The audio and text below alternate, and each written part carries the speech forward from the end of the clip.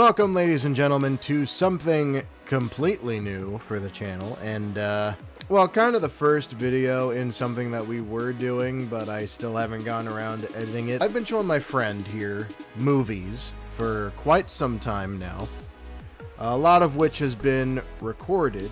I'm gonna work on those at a later time because I want to push through these. When did this get bent? That's weird.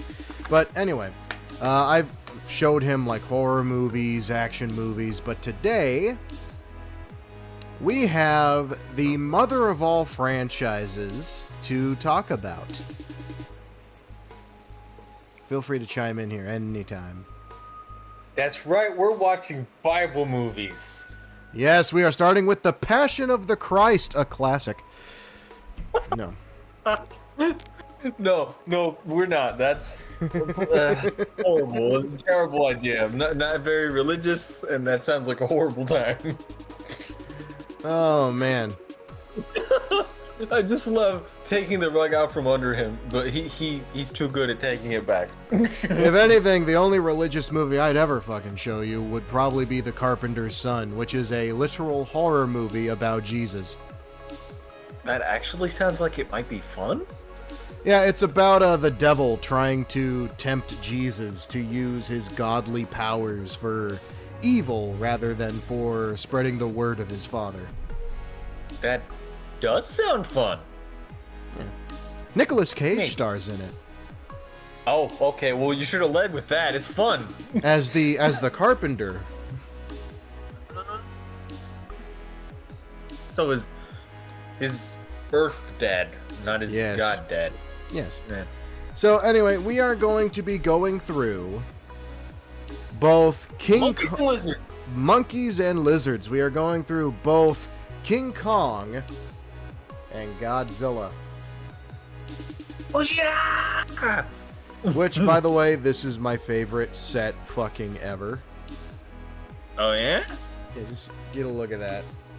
If it's clear. It's like holographic. It has like I do like the lenticular. It is quite nice. it has like a thermal color scheme to it. And it actually has the characters for Gojira on the back there. Yeah, this is normal for Toho. Each monster gets their own little stamp. Yeah, each monster gets their own little stamp. That is a trademark of Toho's for this series. And this is like the first set where I've seen my first movies. Matter of fact, I believe it was this version of, covering up the title so you can't see it, the first version of this movie, those who know, that was my first Japanese Godzilla movie. Because my actual first Godzilla movie, like I'm sure a lot of Americans that didn't go out and grab these from video stores, the ones that weren't already fans, their first exposure to Godzilla was the 98 movie, which I cannot wait to get to with you. Godzilla 98, right? Yes. Oh, and this set also has like a special something in it as well. Oh, neat. Yeah, Very because it is the first DVD release, and this was an exclusive to this set until later on. This was the first DVD release, special with this set only, of Rodan, which becomes one of Godzilla's Rogues Gallery down the line. Yes, quite. Yeah. Also, another thing about this that I like, if you see here, a demo for Godzilla Destroy All Monsters, the first Steamworks, not Steamworks, is it Steamworks?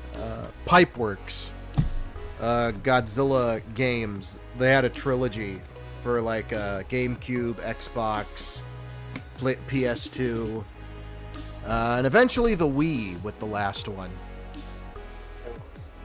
Good.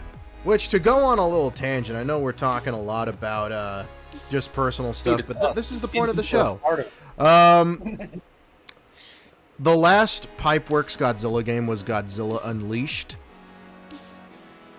I got the PS2 version because I saw the trailers and I'm like, oh my god, they're adding the version of Gigan from Final Wars. They're adding the 1954 Godzilla as a playable skin. Oh, this is gonna be so cool. Oh my god, they're adding Biollante Titanosaurus. This is gonna be fucking cool. That's only in the Wii version. Really? Matter of fact, the PS2 version is missing, I think, like 6 or 7 monsters. That's ridiculous for a fighting game. Yeah. Most of it was just reskins from, not reskins, but, copy-pasted from Save the Earth, which was the second game. But anyway, we are, go ahead, what? Most of the PS2 version was just copy-pasted? Yeah, in terms of, like, character models, skins, and moves and stuff. Wow, that sounds really fucked up. It was, but the thing is that,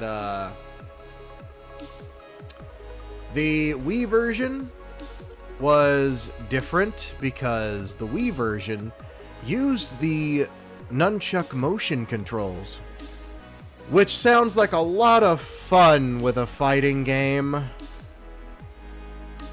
Yeah.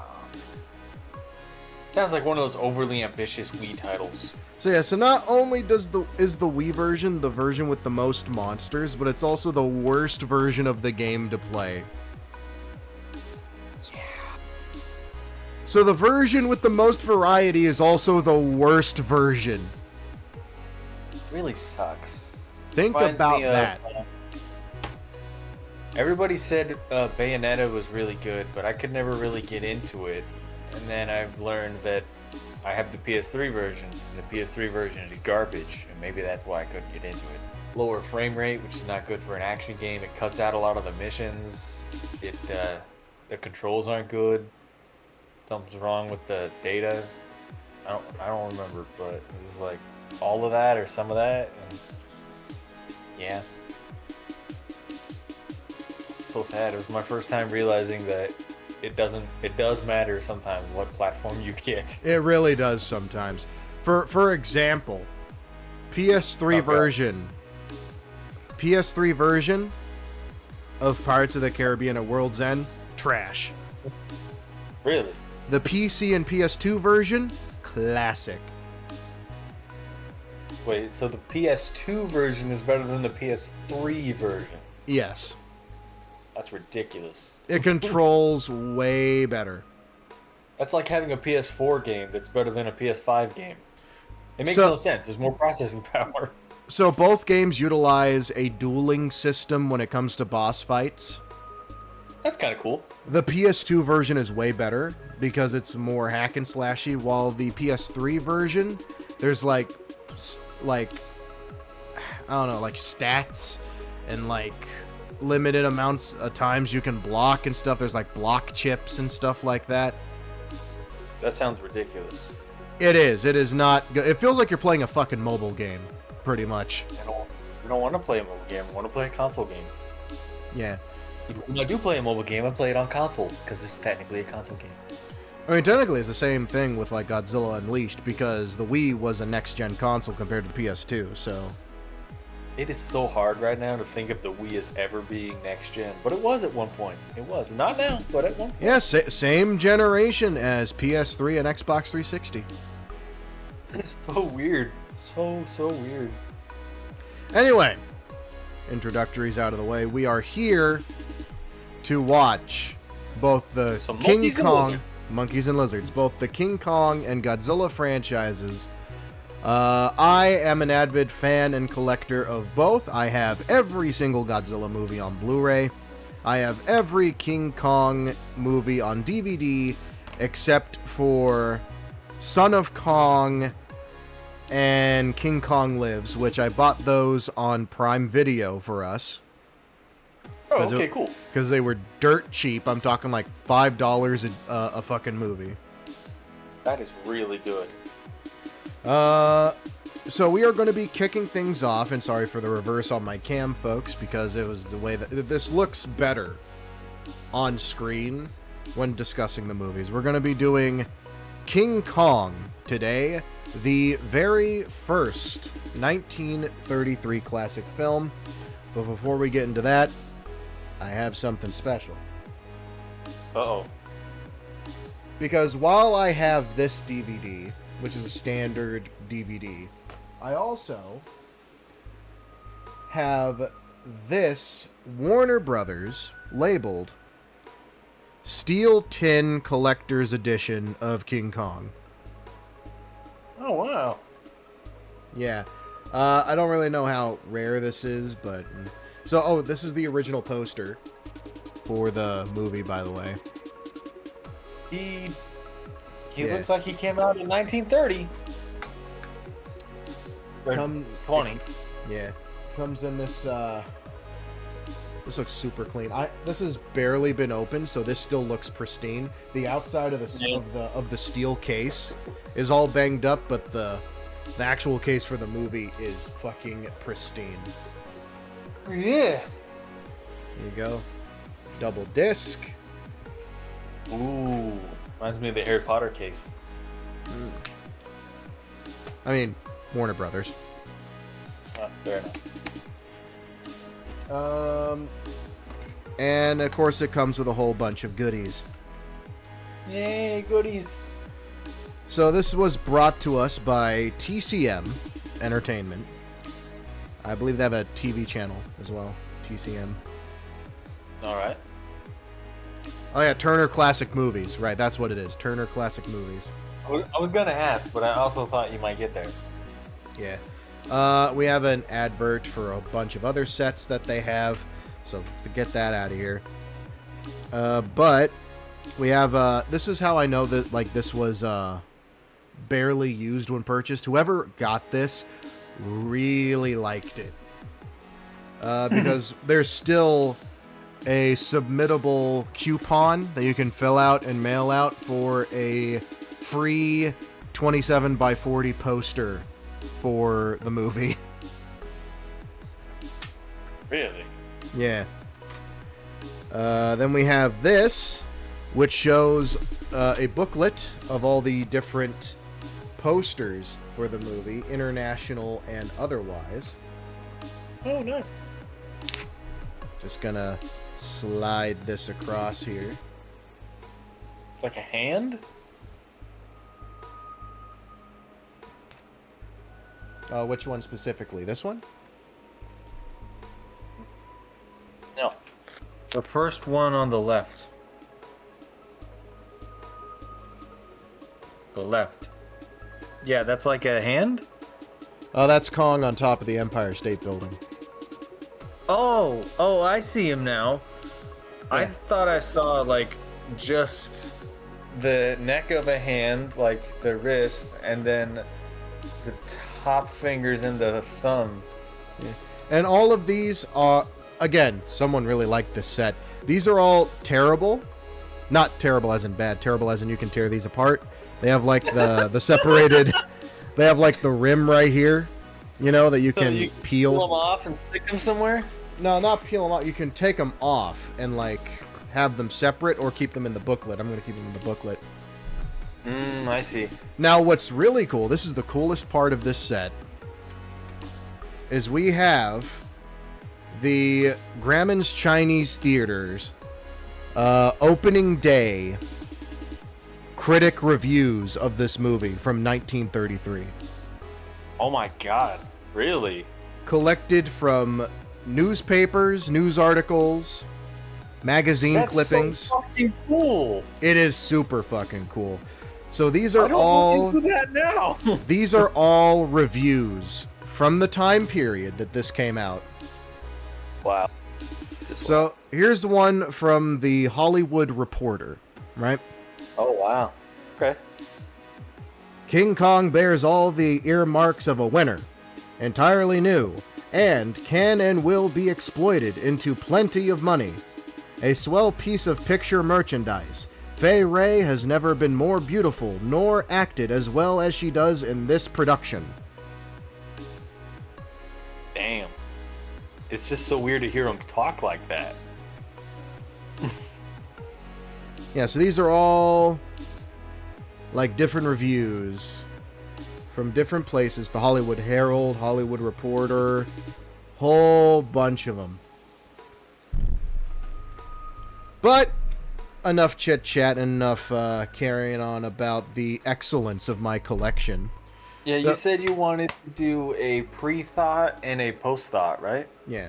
So, before we get into this absolute classic of a film, what are already your perceptions of King Kong? That he's a menace. You do have the black forces on. And that the day is saved because of the woman, but also that it may come off a little cartoony because of how old it is and how it was shot. I will be pointing out all of the special camera tricks used in this film because they had to get pretty fucking innovative with this movie. I bet. Well, I bet they did it good for the time. Yeah. So, that out of the way, we will see you guys after the movie. And that was 1933's King Kong. A first time viewing for you? Yes, quite. So, having pretty much only heard of King Kong through word of mouth, how did it feel seeing the real thing? Well, it's definitely the movie I've watched with the most puppets. Definitely. And it's definitely the movie I've watched with the most black and white. Also true. Don't worry, that's going to change very soon. And I loved it. I loved having you explain every little trick and nuance. I loved being able to see those tricks and nuances myself. Yeah, and you need to realize they had to come up with most of this shit on their own. So it was pioneered even. Yeah, it was pioneered. They had to come up with these tricks themselves. There was no other movie that they had to pull from to figure some of these tricks out. So cool. It's so cool. And I liked the... Well, first of all, I found Fay Ray very pretty, and I found her acting superb. Mm-hmm.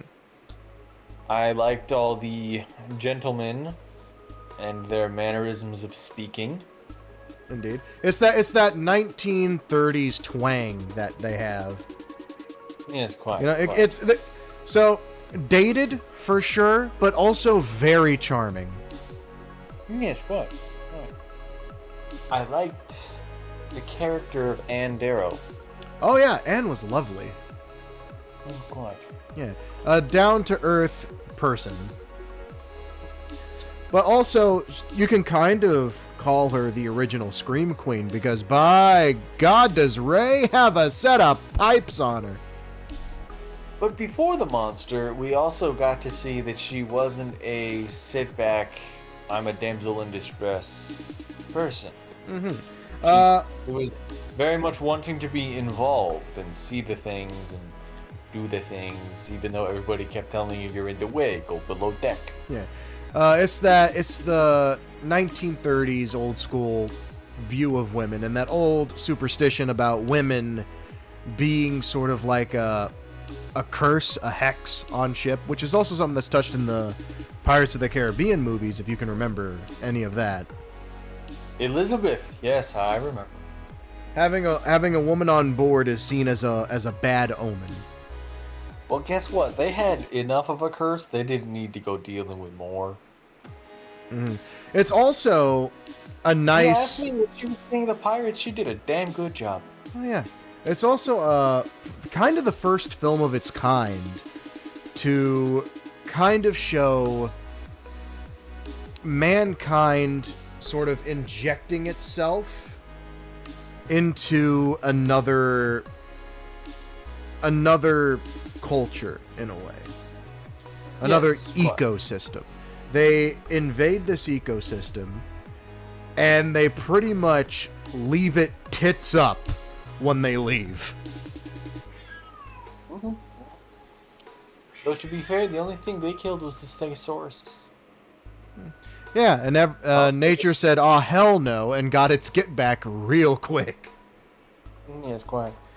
But sure, that like in terms of nature, yes, but also the tribe, because if they did not show up to Skull Island, the natives would just be going about their day, just giving Kong the occasional sacrifice, going about their lives, hunting, gathering.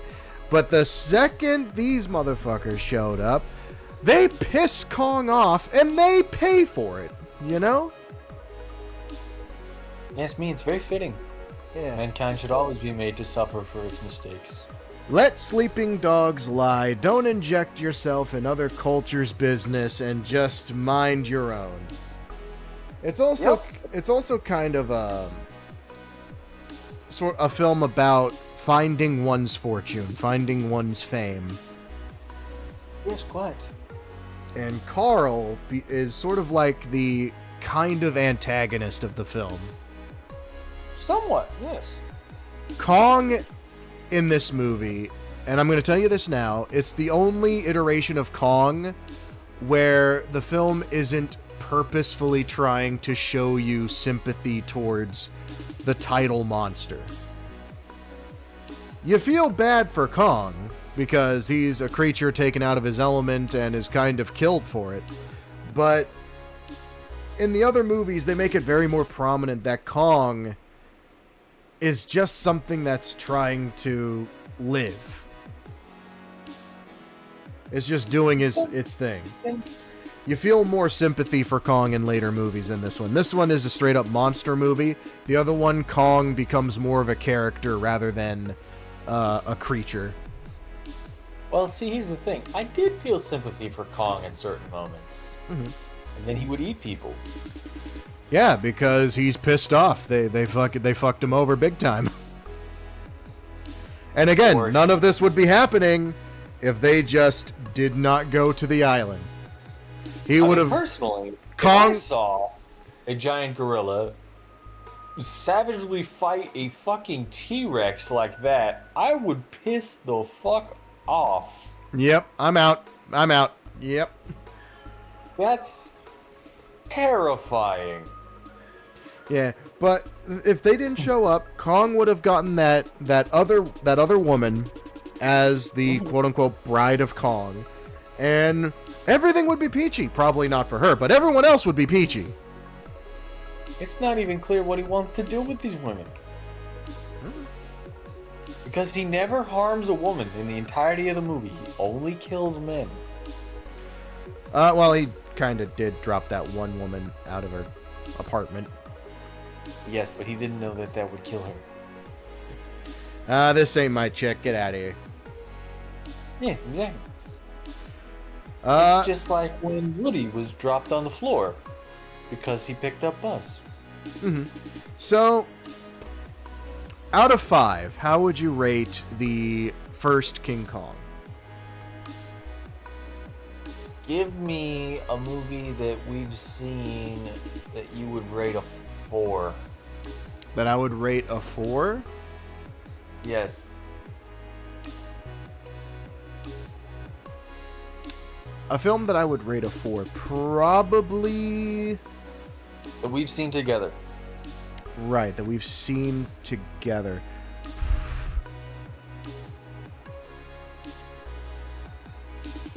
Probably...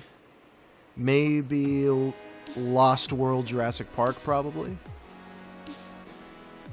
Keep with the dinosaur theme. You like... Don't I not like Lost World? No, you liked Lost World. You didn't like... The only Jurassic Park movies you did not like was Fallen Kingdom and Dominion. Ironic. The ones that follow the best Jurassic Park movie. Yep. Hilarious. Okay. I would say it might be a 5, but I'm so used to seeing things in color, and I want to see it in color, so I'm gonna have to go down to a 4. Color is such a minute thing. Let's say a 4.5. Okay. All right. Because I do think that although the monster looked goofy, when I thought about their perspective and how they're having this goofy ass naked giant gorilla look at them, and that would be pretty terrifying. So I was like, he's got the aura going. You know, all the camera tricks and all the stop motion tricks are really, really cool. I love hearing about them. The acting was good. The story was good. It's delightfully dated in some places. It's delightfully dated in some places, yes. It felt like watching history. All right.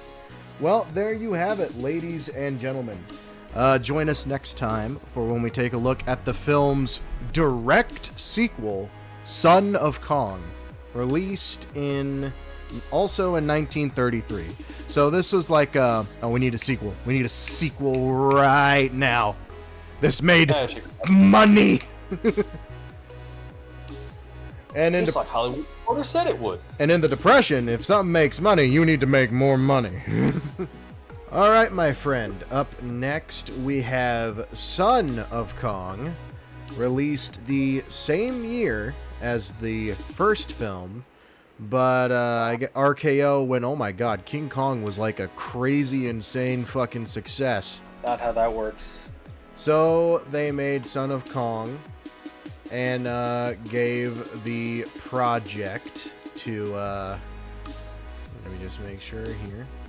So they essentially just went to Willis O'Brien, the guy who did the special effects for the first film, and said, hey, we're making another one. Oh, cool. It's going to be like half the length of the first one. Okay. Yeah, so we want it out this year. You want what? Excuse me? Yeah, we want the effects done by about 2-3 months from now. I'll see what I can do. Yeah, for real. And you figure for stop motion, that is a crazy amount of time. So, nothing really much to say about the effects regarding this movie, because it's pretty much the same hat tricks from the previous movie. So, without further ado, let us dive in to Son of Kong and see what greed brings those who seek too much fortune. Alright, movie over. So that was Son of Kong, the quick cash grab sequel to the classic King Kong. What are your thoughts? Like most cash grab sequels, I didn't think it was well made, but I did like it nonetheless. I liked the characters, I liked the story. I felt like they tried to rush the ending, but everything else had really nice pacing. I liked the story they explored with Denim and his remorse, and the relationship and exploration of more human traits that they gave him. I like the new guy who was an asshole who turned out to be the reason they found Kong in the first place. There's not much to say because not much happened, but I feel like everything that was there was either mostly good or really good. It's just that there wasn't much of an ending, and Son of Kong was only in 20 minutes of it? Yeah, so most of the film... let me actually do a run-by on the... the actual titular Son of Kong shows up about 43 minutes in an hour and 10 minutes movie. Yep. Yeah, which is what I said earlier. I feel like they tried to stick with the first film's pacing, but they didn't have that extra half hour to make it fully work. Yeah. Because the first King Kong was an hour and 40-some minute movie. I feel like pacing-wise, they got to the island about as fast as they did in the first film, which does not work when you're doing a film with less time. Yeah. I felt the pacing was really good. It was on par with the first movie until basically the Son of Kong showed up, and then it all felt a little bit rushed. Not rushed really, really badly, I don't think. And I do think that the stop motion, especially on such short time notice, like you said, was done really well for how much time. It's like Spider-Man 3 sucks, but when you hear about what happened with Sam Raimi and what he did, you realize it could have sucked more. That's what happened here. The stop motion sucks, but it could have sucked more. I'm an avid defender of that movie and the work that Sam Raimi put in to make it good. So the film was made on a rapid schedule to get pushed out after the success of the first movie, and it looks here that it had about a 3-month shooting schedule. And again, that's 3 months to get the footage. That's 3 months to do the special effects. You have to do the footage, you have to get the special effects, you have to do the editing, all in 3 months. So it's like a month for each thing. Yeah. So the first That's no time at all. The first King Kong came out in April of 1933. Son of Kong released to theaters in time for Christmas of 1933. Came out December 22nd.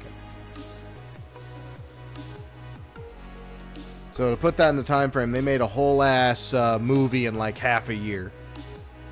Yeah. Which is fast, but manageable. And a whole ass movie in half of that time, a quarter of a year. No. Yeah. But whereas the first King Kong was a fun, thrilling adventure, this movie, what makes it palatable is the charm. The charm and the character work, definitely. It is a charming ass movie. It really is. Armstrong returns as Carl Denham, and this time Carl is, he's down on his luck and pretty much decides to flee the country. I just love it. He acts pretty much the same as he did in the first one, except that he opens himself up more.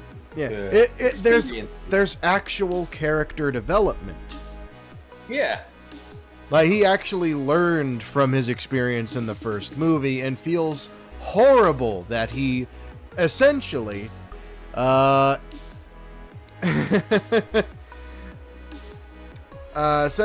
kidnapped a monster and brought it to the United States. And that he essentially murdered or caused the death of like 12 people? Probably more. Man went like to 50. Man went to Skull Island and said, "Hippity hoppity, you are now my property." I've heard that one before. Yeah. Anyway, so how would you rate this movie out of 5?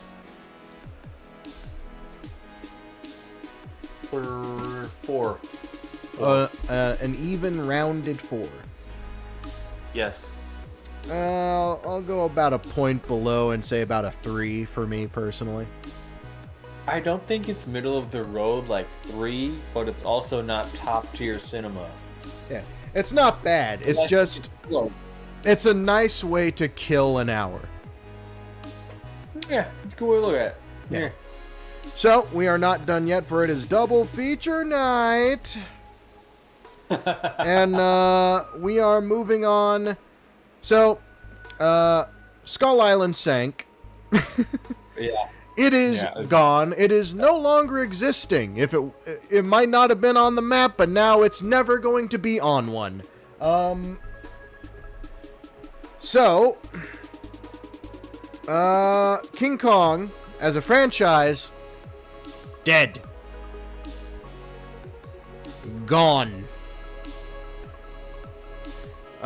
Which, oh, I forgot a prop. Give me 1 second. Anyway. Kong is dead and gone. No further films, to come out, planned. And Kong died out, I think, right when World War II was starting to kick up. Oh, you mean when Archduke Franz Ferdinand got shot? I think that was World War One. Yeah. Yeah, it was. Yeah. It's funny, I know most about World War II, but I don't remember when it started. Fascinated by how someone that psychotic could gain any ounce of power, but turns out he was just pretty much a silver-tongued asshole. Yeah, pretty much. So, World War II in swing, right? Right. And then America's like, we're good. And then the whole... Barber. Yeah, and then World War II decided to just spit in their face and like, okay, you wanted the hands, here we go. And then a magical new item of warfare was birthed into the world, and that being the motherfucking atom bomb. Are you trying to say that Gojira is directly inspired by the atomic bomb incidents of Hiroshima and Nagasaki? Hold on. And with the atom bomb came... Oh my god. With the atom bomb came the atomic age of B movies. Okay. Where... Right. Because... Maybe this makes sense. Because now we have a new threat. The threat of radiation. Uh-huh. And so, filmmakers started to look into radiation, found out radiation causes mutation. They're like, let's mutate things with radiation and make monster movies. You do sound a little excited. And one of those movies, let me go ahead and open camera for you, sir. Fucking hell, that's washed out. There we go. And one of those movies was released, let me make sure I get the date right here. Was released in 1953. And that film was titled, get this camera first, The Beast from 20,000 Fathoms. And yes, I have this on a double sci-fi DVD with Them, which is a movie about giant ants. Huh. Again, Oh, wow. There's a lot of these B movies. Your cat can get up that high?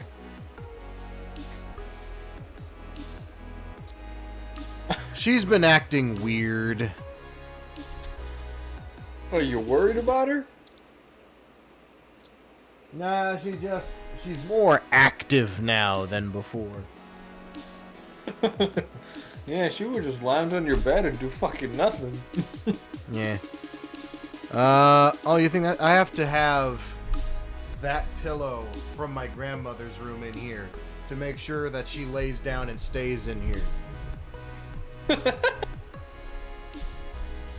Because now she has a new favorite spot. That favorite spot being my grandmother's bedroom.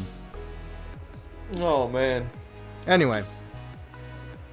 So believe it or not, without Beast from 20,000 Fathoms, we potentially would not have Godzilla. Wow. Yeah, because this is I believe documented. The Beast from 20,000 Fathoms was one of many inspirations for the first movie. But the real inspiration for the first movie was, in fact, the atom bomb bombings of Hiroshima and Nagasaki. It's just fucking amazing. Because And then America tried to reclaim it later, and now seeing that with this context, that's hilarious. So what this essentially, Godzilla is an allegory for the destruction and devastation that atomic tests and atomic weaponry can cause. My God. Yeah, they tried to go real deep with it. And it got so deep to the point. One of the concept works for Godzilla was to have his head shaped like a mushroom cloud. That would look ridiculous. I'm gonna send the concept art to you. Hold on. But the idea was not made to waste because now we live in an era of YouTube horror where they're like, we'll make analog horror out of anything. You know what analog horror is? No, I was about to ask, actually. Analog horror is like VHS found footage. Oh, Blair Yeah. Witch Project. Something like that, yeah. And a Godzilla fan recreated the mushroom head Godzilla as a fucking analog horror creature. So let me go ahead and send you. Here's the official concept art.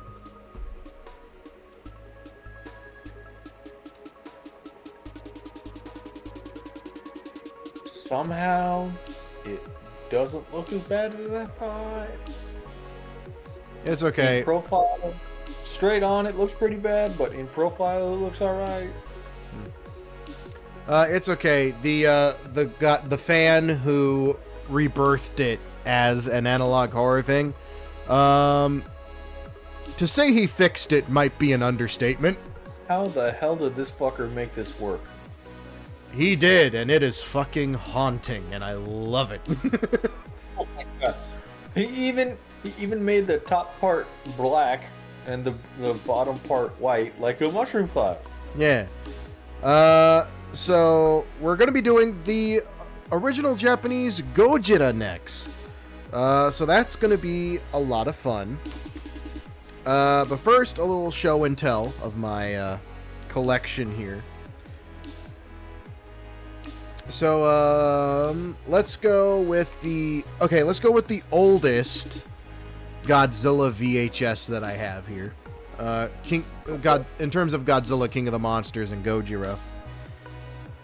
So this is from Gateway Entertainment, published by Paramount, believe it or not. This is the Gateway Godzilla VHS. And I always loved the artwork on here. It's all they actually hired an artist to do the covers for a lot of the Gateway VHSs. Is that a freaking middle claw? Middle claw? Like a middle finger, but he's a dinosaur, so a claw. Yeah, Godzilla has 4 fingers. The one next to his beam attack. It looks like he's flipping you off. Oh no, that's his thumb. Okay. Alright, that's a little better. Yeah. It's the oldest copy of Godzilla King of the Monsters. This was released in 1984. Damn. It's not the oldest VHS that I have. This is the oldest for King of the Monsters, not the oldest tape that I have. Tape that you have ever, or tape that you have in the Godzilla collection? In the Godzilla collection. So next is the Good Times Entertainment VHS. Now, anyone who knows Good Times knows that they are known for 2 things: VHS publications of other movies and very cheaply done cartoon movies that are usually rip-offs of bigger movies. Oh god. Pretty much Good Times was the asylum before mockbusting was a big franchise. Oh my god, I never realized that was what you would call that. Yeah, it's called perfect sense. It's called mockbusting, or they're called mockbusters. So, here is the Good Times Entertainment. This is part of a 2-set with another Godzilla movie, and it's just simple fucking photoshopping. This isn't even the proper Godzilla from this movie. This is from I believe Godzilla. This is from Godzilla versus Mechagodzilla, I'm pretty sure. What's in his hand? That is a train. Okay, because what I see is just like the splash art for a rapper. That's pretty much it. Yeah. He looks like freaking Eminem or something, and he's holding a mic. And he's like, "It's Godzilla, King of the Monsters." I mean, Eminem did do a rap called Godzilla. Oh my god, you're kidding. Yeah, it's relatively recent too. Oh man, that's crazy. Yeah. So this was part of a double pack. You'd find this copy either on its own like this or in a 2-tape box set with Godzilla vs. Megalon. And I'm gonna say the names of these titles because I know you're not gonna fucking remember them. You're not gonna fucking remember them. That's not true. Maybe. Okay. So this is hold on, when did this tape come out? 1995. 1995 is when this one came out. Getting closer to the year of our Lord. Yeah, that's our next stop. Released in 1998. We have the... Let me find your name, son. The Scimitar VHS tape. And Scimitar, just for clarity for those who collect these tapes as well, Scimitar released a 5-film set, box set of Godzilla movies. There's the special kind, and then there's the standard kind. This is the special kind. The special kind, the artwork wraps around the entire tape. So let me just show that off here, and then show that off here. Oh man, that's so cool. All original art. And the best part about the Scimitar VHS releases is that at the end of each movie, they have a video art gallery and a Godzilla trailer collection. Wow. Yeah, but this one is extra special.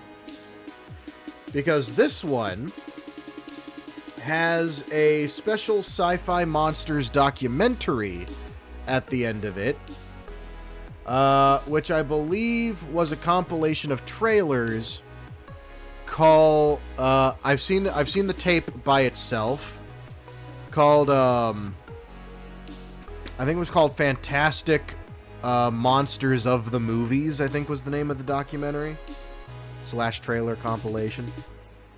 Uh-huh. And as you can see, this one is a little bit damaged.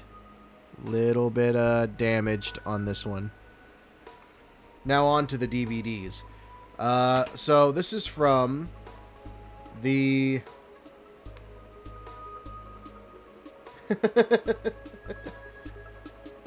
This is from the Classic Media and Sony Music Entertainment release. Because this is when Sony was like pushing into DVDs, you know? Mm-hmm.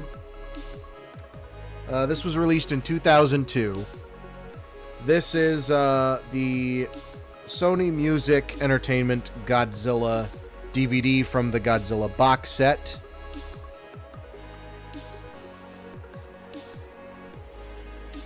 Make sure you get a good look there. Not sure I'm a fan of that one. Well, they're all matched up. Let's show the back too.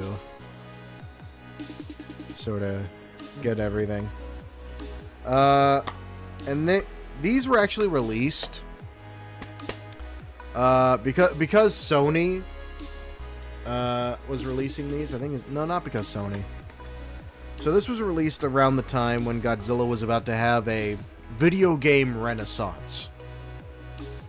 And they were all going to be good? Yes.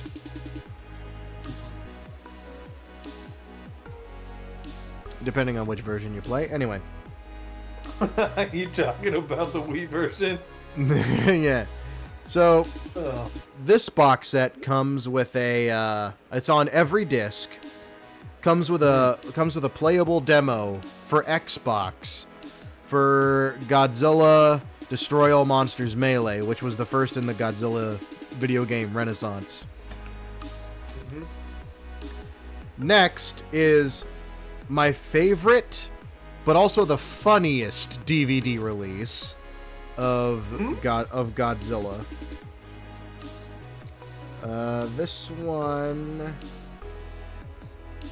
This one was also done by Classic Media. There is no date on this, but I got this DVD around, I think, 2017, but I think it came out way earlier than that.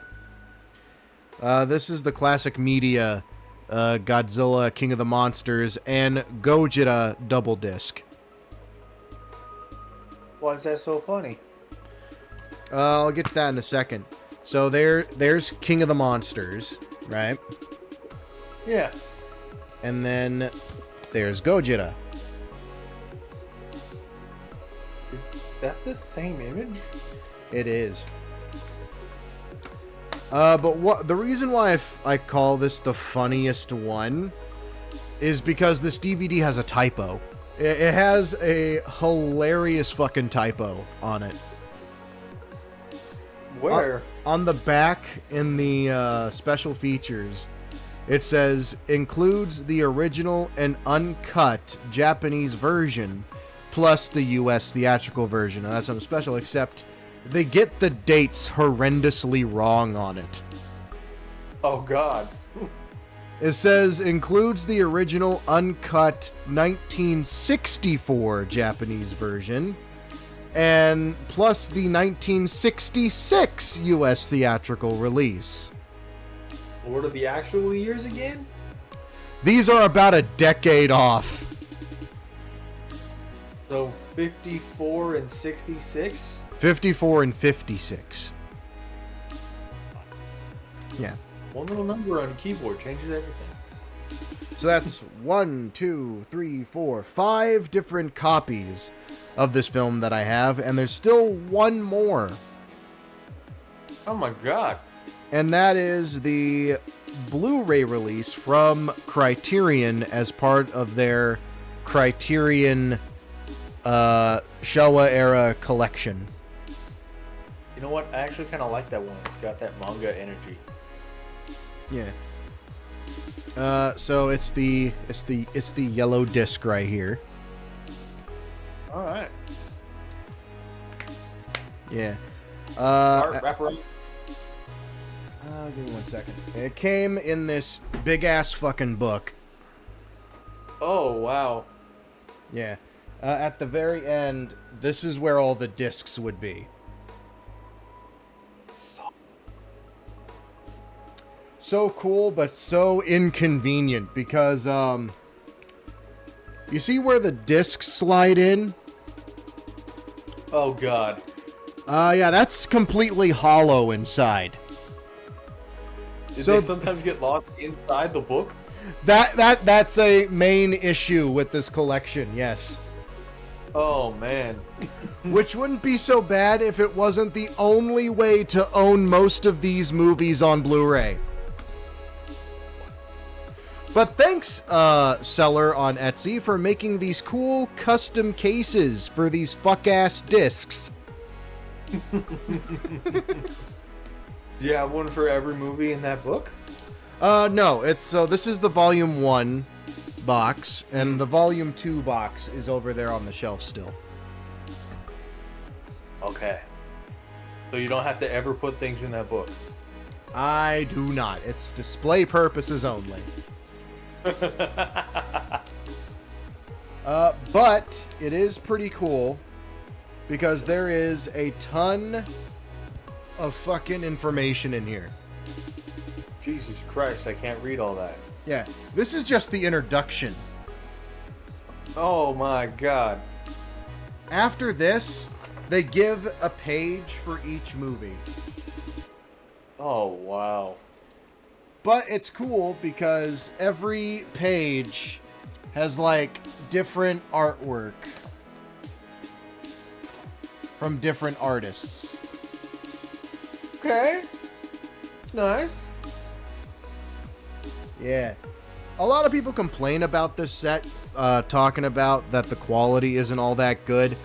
Frankly, I'm just glad that I have all of these movies on a stable fucking format. Yeah, for real. I'm not gonna bitch about the quality. No, for real, yeah. I mean, it's because of this set that I'm able to say with a smile on my face, I have every Godzilla movie on Blu-ray. Pretty cool. I don't. You do not. I'm better than you. I don't have any of, like, my favorite series on anything. Yeah. I have 0 Sword Art Online discs. Yeah. I mean, well, that's anime, and anime DVDs are so unbelievably over-fucking priced that... Well, I mean, you're right. Right, you're not wrong. Overpriced and sold in parts. Oh, here's a... It's like, it wouldn't be so bad. It's like, hey, you're going to be paying like $40 for the season of the show. But no, you're paying about $40 for part 1 of that season. Yeah, yeah. You are paying $40 for half a show. In order to watch, like, all my favorite arc, I need to buy 3 DVDs in a row. Oh my I think they're like $30 each. That's wild. I know, right? All right, now, we are going to check out. By the way, so the way we're going to be doing Godzilla, might as well get this out of the way here, is we are going to be watching primarily the Japanese versions, and we're only going to watch the English versions if there's substantial change. Hey guys, it is I, several months in the future, aka the present, and we gave up on this rule. Because we saw it as a massive waste of time, because there's just no point in watching the same movie over and over again. And instead, what I did was, while we were watching the movie, I would point out exactly what was different, what was changed, what scenes were shuffled around, and essentially just trimmed some of the fat here. And yeah, so we're not rewatching the English versions of these movies. Instead, we're just sticking with the Japanese versions. So, yeah, back to it. So, we're going to watch the Blu-ray version of Gojira. And then when we watch Godzilla King of the Monsters, we're going to be watching the Sony Music Entertainment DVD from the box set, because it has a really cool DVD menu setup. And it gives you like a little taste of my nostalgia, you know? Anyway, ladies and gentlemen, it's movie time. So, yeah, that was 1954's Gojira. I'm ready. Depression. I'm ready. So, what did you think of your very first and the very first Godzilla?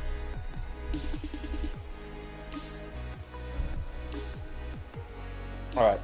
No offense to King Kong. That's the best monster movie I've ever seen. Yeah, because you have something that is literally indestructible. you know, really freaking awesome. You know you have a monster that's too fucking strong if you need some bullshit science in order to beat it. So, overall thoughts. Lay it on me. Destruction, 10 out of 10. Design, 10 out of 10. Sound design, 10 out of 10. Character work, 8 out of 10. The Color, message. 0 out of 10. Well, yeah. And the what The about message? 10 out of 10. There we go. Plot and science, 10 out of 10. So, how do you feel about the message of the post-nuclear Japan, and this film sort of being like a catalyst to being like, hey, you know, this nuclear shit's kind of bad. Alright, so Earth, the planet Earth, is fucked. Humanity is fucked. Everything is destroying itself and hurting itself and causing problems. And I have long thought, and you may call me a psychopath or a serial killer or a villain for this, but I have long thought that the one disease the planet can't handle is humanity. No, that's just factual. And a human who recognizes this and decides to go against that, like Serizawa here, willing to die to keep the oxygen destroyer out of the hands of people who will use it in bad ways, is a hero in my eyes. And I just love that. Serizawa was amazing, and I even agree with Yamane on some points. He's like, why aren't we studying it? Because you should study it. Now, I think he kind of changes his tune a little bit once Godzilla destroys, like, fucking everything. But if it's not bothering us, we shouldn't bother it. Which leads into another thing I'm really passionate about, which is the worst monsters are the monsters we create ourselves. Like, he wasn't a problem until we made him a problem, and he wasn't bothering us until we decided to bother him. So, I'm really down with those messages. And atomic testing just sucks, man. Like you and I were talking about Hiroshima and Nagasaki, it just really fucking sucks. I do still think that was not a reasonable show of force. Should have been a little more reasonable. Like you said, 2 was overkill, 1 was enough. Because that's what it was. It was a show of force, you know? And, 1, I think, would have definitely gotten the message across. Oh, Big Boom. No want Big Boom. Big Boom bad. Yeah. Yeah, so, in terms of message, it's like the message I've loved the most out of anything I've ever seen in movies or TV or books ever. Or video games, you gotta count that. Because it's like 3 or 4 of my main things that I think about all in one movie. Alright. Serizawa's my favorite character. That might be a cop-out, but he is. Oh, no, it's not a cop-out as if it's factual. That he is, in fact, the best character in the movie. And he doesn't even have the most screen time. But he makes the most with the screen time he does have, and that's just good. Pretty sure he has less screen time than Godzilla himself. Wow. And yet, he's the most memorable character. That might also be because he's the only one that you can't see both eyes, and that changes a lot of things. Like, factually, he's the most unique looking person just because he always wears an eye patch. He looks like he's from freaking Yakuza. The Man, game, not the. Well, man lost his eye and said, "Fascinating development." So yeah, it's a easy 5 out of 5 for me, obviously. And Wrong. what say you? It's a 6 out of 5. 6 out of 5. Okay. No, that if you do that, that kind of ruins the whole point of a rating system. It is a 5 out of 5 because the character work is good, the design is good, the ingenuity is really good, the destruction is good, the sound design is good. Yeah, I just have to complain about the color, but I'm not gonna harp too much on that. That it's worth a point. 'Cause Well, that's just ridiculous. if it's any consolation, there's only one black and white movie left. I didn't dislike the black and white movies. I just don't like black and white as much. It's not as appealing to my eyes. I get it.